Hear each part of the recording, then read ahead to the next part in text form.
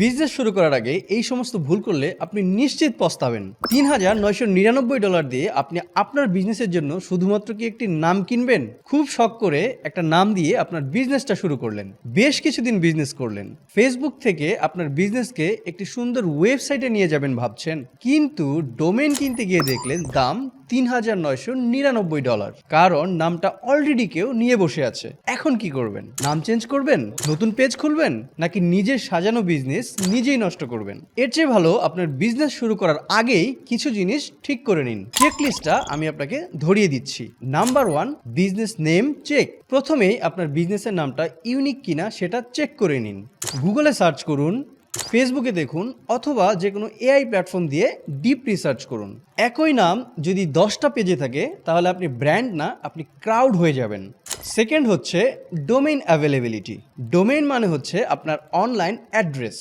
আপনার পছন্দের domain নেমটি available কিনা সেটি আপনি চেক করতে পারেন নেমচিপ, ডোমেইনএড এবং সিগডোম এইসব সাইট থেকে। এই সমস্ত টুল দিয়ে খুব সহজেই চেক করা যায় আপনার নেমটি অ্যাভেলেবল নাকি টেকেন। কারণ ডোমেইন একটি ইউনিক আইডেন্টিটি।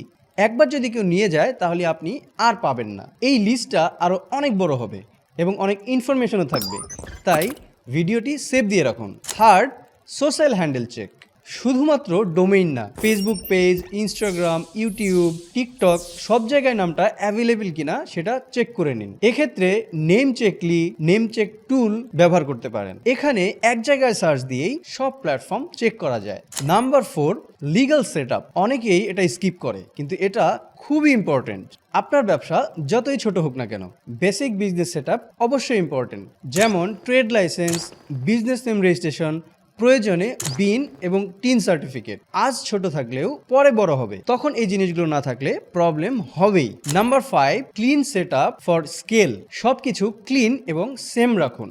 ব্যবসায়ের সেম নাম সব জায়গায় ইউজ করুন, সেম লোগো সব জায়গাতে ইউজ করুন। ব্যবসায়ের জন্য প্রফেশনাল ইমেল নিন, যেখানে আপনি আপনার ব্র্যান্ড নেম কাস্টমাইজ করে ব্যবহার করতে পারবেন এবং আপনি কোন ক্যাটাগরির প্রোডাক্ট নিয়ে কাজ করবেন সেই সম্পর্কে বিস্তারিত ক্লিয়ার ধারণা দিয়ে রাখুন। এই জিনিসগুলোই আসলে আপনাকে ফিউচার রেডি করে। মানুষ কি করে জানেন? প্রথমে বিজনেস শুরু করে, এরপর প্রবলেম ফেস করে, এরপর সেটা সমাধান করতে গিয়ে ডাবল খরচ করে। একটা কথা সব সময় মাথায় রাখবেন, নেম, ডোমেইন, সেটআপ এই 3টা জিনিসে ভুল করলে আপনার বিজনেস কখনোই গ্রো করবে না, আর গ্রো করলেও সেটা টিকবে না। তাই শুরু করার আগেই ঠিক করুন, তাহলে আপনার বিজনেস গ্রোথ স্মুথ হবে। মুভ করুন, মুভ অনে।